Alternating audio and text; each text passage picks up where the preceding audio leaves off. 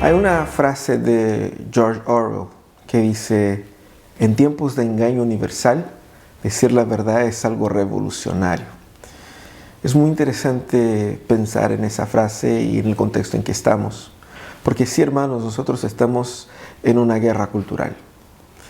Eso no es de ahora, eso no es un movimiento reciente, eso es la condición en la que estamos desde el momento en que Adán y Eva fueron seducidas por la serpiente, desde el momento donde ellos empezaron a cuestionar la realidad a la luz de una falsa mentira o una falsa verdad o una mentira completa, donde ellos comenzaron a replantear todas las cosas a partir de otros fundamentos. Empezamos entonces una guerra por la verdad. Y esa es la historia de la humanidad, ¿no es cierto? La venida de Cristo vino a poner en énfasis lo tan distante que estaba la humanidad de lo que es la verdad esencial.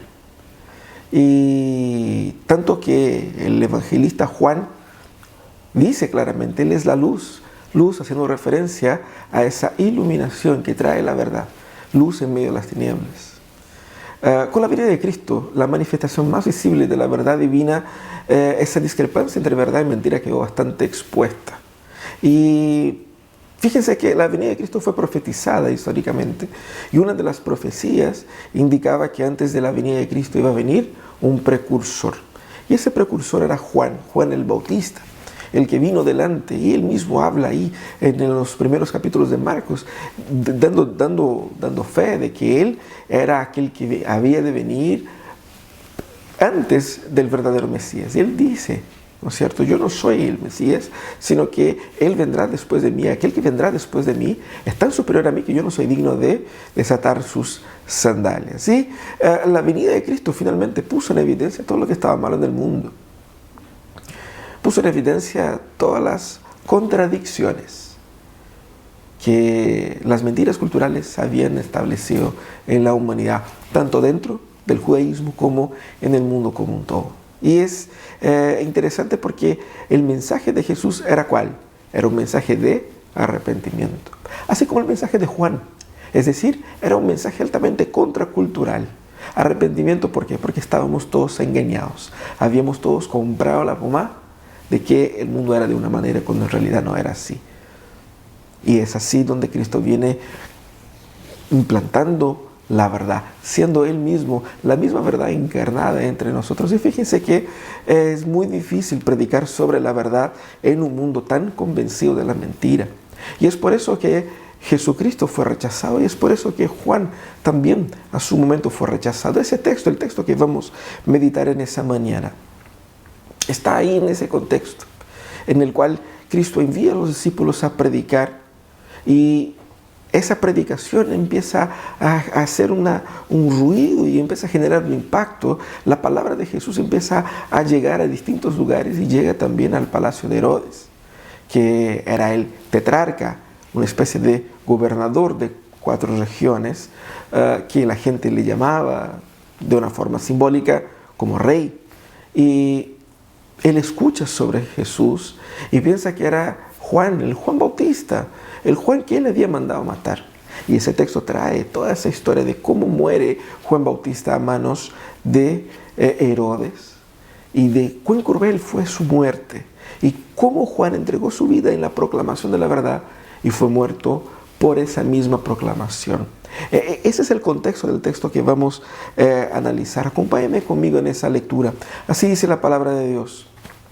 Desde el versículo 14, ahí en el Evangelio de Marcos, capítulo 6, dice: el rey Herodes se enteró de esto, pues el nombre de Jesús se había hecho famoso. Algunos decían: Juan el Bautista ha resucitado y por eso tiene poder para realizar milagros. Otros decían: es Elías. Otros, en fin, afirmaban: es un profeta como los de antes. Pero cuando Herodes oyó esto, exclamó: Juan, al que yo mandé que le cortaran la cabeza, ha resucitado. En efecto, Herodes mismo había mandado que arrestaran a Juan y que lo encadenaran en la cárcel. Herodes se había casado con Herodías, esposa de Felipe, su hermano. Y Juan le había estado diciendo a Herodes: la ley prohíbe tener a la esposa de tu hermano. Por eso Herodías le guardaba rencor a Juan y deseaba matarlo, pero no había logrado hacerlo, ya que Herodes temía a Juan y lo protegía, pues sabía que era un hombre justo y santo. Cuando Herodes oía a Juan, se quedaba muy desconcertado, pero lo escuchaba con gusto. Por fin se presentó la oportunidad. En su cumpleaños, Herodes dio un banquete a los altos oficiales, a los comandantes militares y a los notables de Galilea. La hija de Herodías entró en el banquete y bailó, y esto agradó a Herodes y a los invitados. Pídeme lo que quieras y te lo daré, le dijo el rey a la muchacha. Y le prometió bajo juramento: te daré cualquier cosa que me pidas, aun cuando sea la mitad de mi reino. Ella salió a preguntarle a su madre: ¿qué debo pedir? La cabeza de Juan Bautista, contestó. Enseguida se fue corriendo la muchacha a presentarle al rey su petición: quiero que ahora mismo me des en una bandeja la cabeza de Juan el Bautista. El rey se quedó angustiado, pero a causa de su juramento o de sus juramentos y en atención a los invitados, no quiso desairarla. Así que enseguida envió a un verdugo con la orden de llevarle la cabeza de Juan. El hombre fue, decapitó a Juan en la cárcel y volvió con la cabeza en una bandeja. Se la entregó a la muchacha y ella se la dio a su madre. Al enterarse de esto, los discípulos de Juan fueron a recoger el cuerpo y le dieron sepultura. ¡Qué historia terrible! ¡Qué historia más trágica es esa historia, la historia de Juan y de la muerte de Juan! Un hombre que fue llamado por Dios para ser el precursor mismo del Mesías. Termina muerto en la cárcel, en un calabozo, por una arquitectura de una mujer terrible, de un hombre terrible igualmente. Ese texto, esa historia, muestra un poco de esta crisis que el Evangelio produce en el mundo, de ese conflicto que el Evangelio produce, de esa guerra cultural que el Evangelio provoca. Las consecuencias de la verdad en la sociedad terminan en actos como estos. Fíjense que ese texto nos ayuda a entender dos cosas importantes sobre el impacto y sobre la real presencia de la verdad en el mundo. Y es muy importante que nosotros aprendamos con esa historia, la historia de la muerte de Juan Bautista, porque el evangelista Marcos es el que más detalles da a esa historia. Y hay dos cosas importantes aquí. La primera cosa que podemos destacar es el impacto que la verdad tiene ahí en los personajes de esta historia.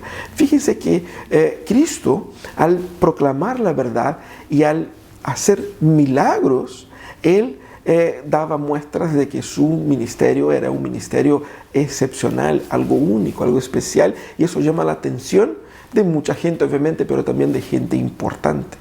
Y fíjense que el poder de Jesús es el que llama atención, no simplemente las palabras bonitas, pero principalmente los milagros que hace Jesús. Porque, ¿cuál es la función de estos milagros? Los milagros de Jesús durante su ministerio funcionan como señales. Es decir, la función del milagro es mostrar que lo que Jesús dice es verdad. ¿Y quién es Jesús? Es verdad. Por lo tanto, aquí vemos el impacto de la verdad en el mundo. Jesús utilizaba estos milagros para mostrar la veracidad de quién era Él y la veracidad de su carácter. Había obviamente una gran confusión sobre quién era Jesús, y así nace la discusión de Herodes. O sea, Herodes había adoptado una teoría de que Jesús era la supuesta resurrección de Juan el Bautista, porque eso estaba dentro del imaginario popular y de la mítica que la gente tenía en la época. Y es así como la historia conecta los milagros de Jesús y las palabras de Jesús con este evento, haciendo ahí una vuelta al pasado, en el momento en que Juan fue muerto por Herodes, ¿no es cierto? La postura de Juan al confrontar a Herodes era una postura que lo dejaba muy molesto al rey. ¿Por qué? Porque Herodes, él había abandonado a su esposa para casarse con la esposa de su hermano.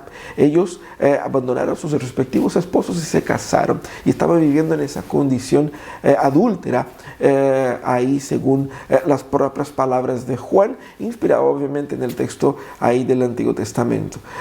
Entonces Juan denunciaba esa conducta y esas denuncias habían molestado mucho, sobre todo a Herodías, que tenía un pavor tremendo de Juan. ¿Por qué? Porque de cierta manera Herodes, por más que disgustaba su mensaje, lo respetaba, lo tenía como un hombre de Dios y lo tenía cierto respeto, pero no mucho. Y la cosa es que Herodías veía en Juan un enemigo y que podía ser de alguna manera con que Herodes cambiara de postura y la abandonara por dar seguimiento a las palabras de Juan. Por lo tanto, la postura de confrontar a Herodes con la verdad generó obviamente un impacto ahí en ese contexto. El impacto de la verdad en Juan es muy interesante como el texto lo muestra, porque no es solamente por sus palabras, pero también su postura. Fíjense que el mismo Herodes dice que él tenía cierta resistencia en matar a Juan. ¿Por qué? Porque reconocía a él como un hombre que era justo y santo, dice ahí el versículo 19. Entonces, él reconocía el carácter de Juan. Quizás él no estaba 100% de acuerdo con lo que Juan predicaba, o quizás él no estaba dispuesto a reconocer esta conducta pecaminosa en él, pero sí había un pacto de Juan en la vida de Herodes, producto no solamente de sus palabras, pero también de su postura.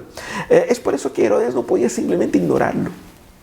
Porque alguien podría preguntarse, pero ¿por qué Herodes, que era un hombre con tanto poder, se preocupaba de la predicación de un tipo religioso de la época? ¿Por qué había tanta preocupación de Herodes por eso? Porque eso obviamente tenía mucho de verdad y la verdad estaba siendo proclamada claramente y él podría enojarse contra ello, él podía protestar contra ello, pero no podía ignorar la verdad. Y fíjense que de igual manera Cristo, cuando viene implantando la verdad, cuando viene comunicando, cuando viene expresando la verdad, va generando el mismo nivel de impacto y rechazo. Eso es lo que pasa en los capítulos que vimos antes. Incluso en la orientación que hace Jesús en ese mismo capítulo a sus discípulos, cuando les dice, cuando ustedes vayan por las ciudades y si alguien no les recibe, ustedes hacen esto, esto y esto. O sea, la verdad del Evangelio, ella venía siendo predicada en las ciudades ahí de la región de Galilea y la gente estaba escuchando y la gente podría rechazar ese mensaje, podría atacar ese mensaje, la gente podía inventar mentiras sobre ella, pero lo que la gente no podía hacer era simplemente ignorar, porque como verdad de Dios era algo altamente notable. No podía discutir con los milagros que estaban ahí. ¿Cómo discutir con los muertos resucitando, con los cojos caminando, con los ciegos viendo, con los mudos hablando? ¿Cómo podía competir con eso? La verdad estaba de una forma inequívoca presentándose ante ellos. La verdad produce un impacto verdadero y absoluto. Y eso es lo que estamos viendo acá. Eso es lo que Juan vivió. Su mensaje tenía un impacto. ¿Por qué? Porque era un mensaje verdadero. El mensaje de Jesús tenía impacto porque es un mensaje verdadero. Debemos entender eso. El mensaje del Evangelio produce un impacto real y transformador. Usted puede no estar de acuerdo con el Evangelio. Usted puede tratar de mezclar el Evangelio con cualquier teoría contemporánea.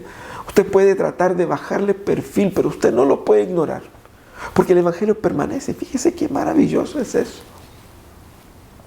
Nosotros somos llamados a reconocer este real impacto que el Evangelio produce, primeramente en nuestras vidas.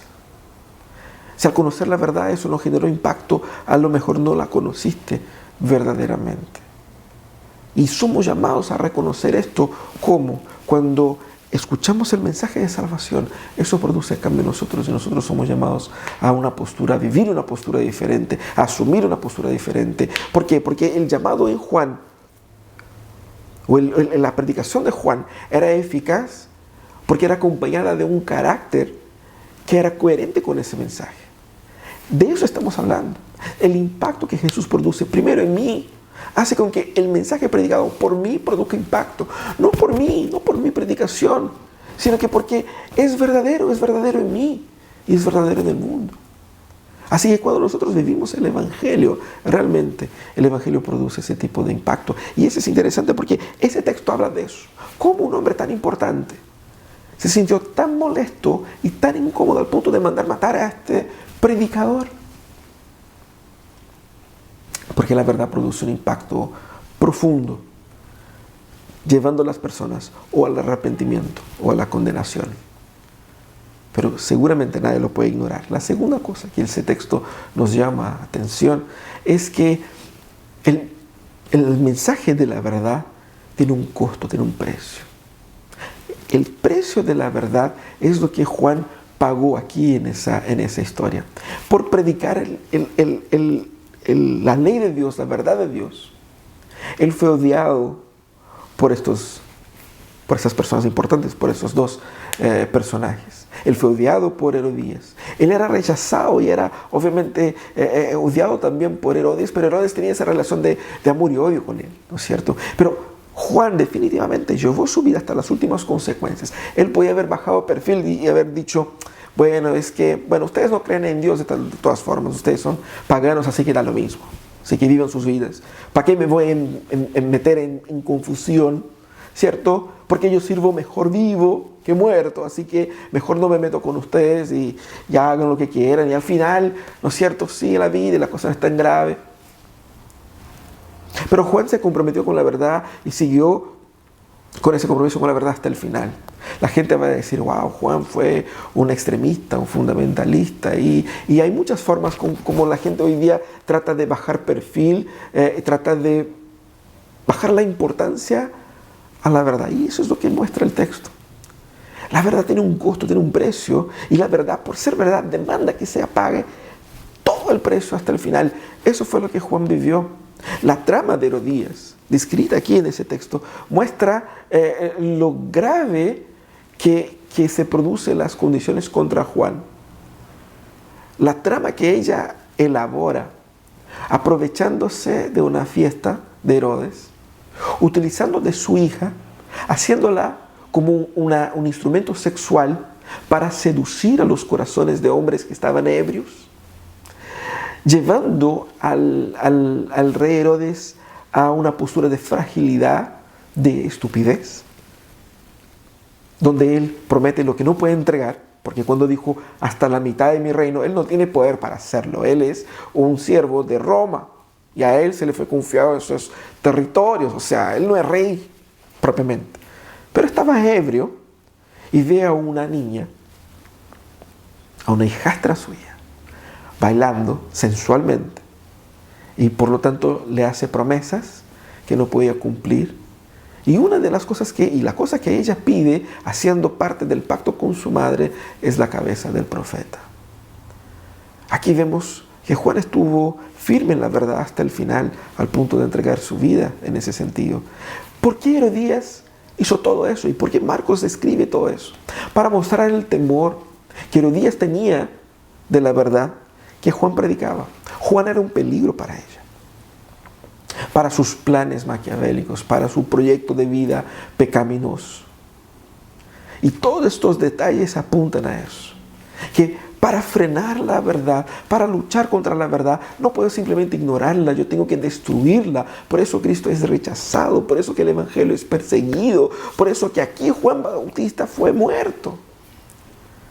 Porque la verdad es algo que uno no puede simplemente ignorar, está ahí, es algo grande, es algo importante. Ese es el precio de la verdad. El rechazo a Cristo y su muerte dan evidencias del precio que se debe pagar por creer en esa verdad. Uno no puede pensar que puede creer en Jesucristo y que no habrá ningún precio grave a pagar por eso. Porque lo que Cristo demanda es que nosotros digamos que yo creo en Él por lo que Él dice ser simplemente. Yo no creo en Jesús porque la gente, el mundo dice que es bacán, que es bonito, que es cool creer en Jesús y que las personas que creen en Jesús son personas mejores y yo quiero ser una persona mejor, entonces voy a creer en Jesús. No, simplemente porque Él es Dios, por ser Él, ¿quién es Él? Él demanda que creamos en su palabra y únicamente en su palabra y eso basta. Y las persecuciones sirven para eso, para probar si mi corazón confía en las palabras de Jesús o en las condiciones en las que yo vivo. La segunda cosa es que ser discípulo de Jesús tiene un precio elevado. Exactamente ¿por qué? Porque lo que Cristo ofrece es valiosísimo. Si no tuviera valor, si no fuera importante, si no fuera verdad, no valía la pena morir por ello. Ese es el punto. ¿Por qué hay un precio acá? ¿Por qué la gente muere por esto? Porque eso es verdad. Porque eso es así. Fíjense que Marcos está escribiendo eso para los creyentes en Roma. Y ellos, los creyentes en Roma, viendo toda esa historia, estaban siendo desafiados a ver las implicaciones de su fe en Cristo.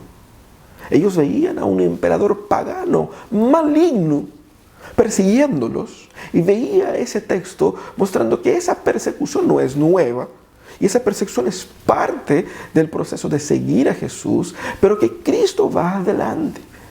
Juan muere, pero Cristo es quien muere finalmente.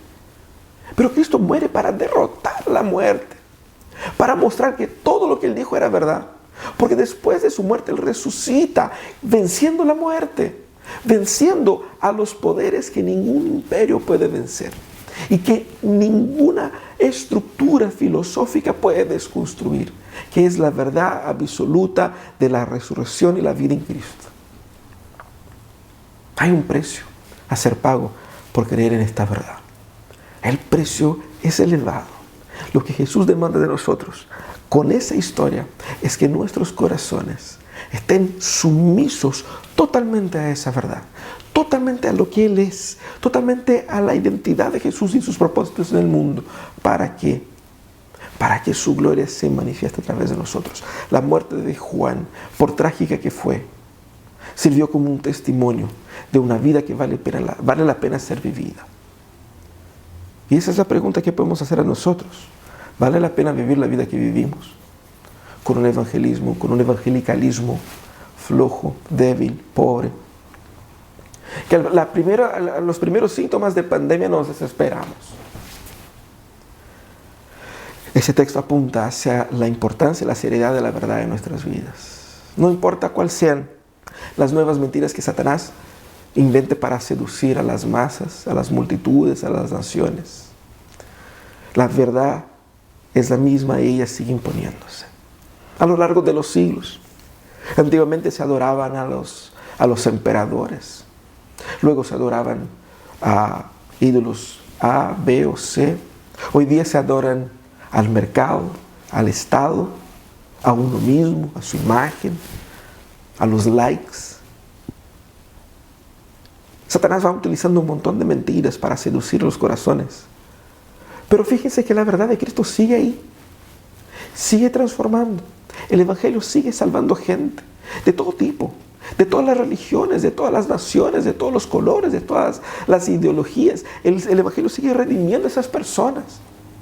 Y siguen surgiendo nuevas ideologías y nuevas teorías y nuevas revoluciones, pero el Evangelio sigue ahí, sigue transformando, sigue salvando. ¿Por qué? Porque la verdad es imbatible. No importa cuál sea el contexto en que nosotros vivamos, la verdad siempre seguirá siendo la verdad.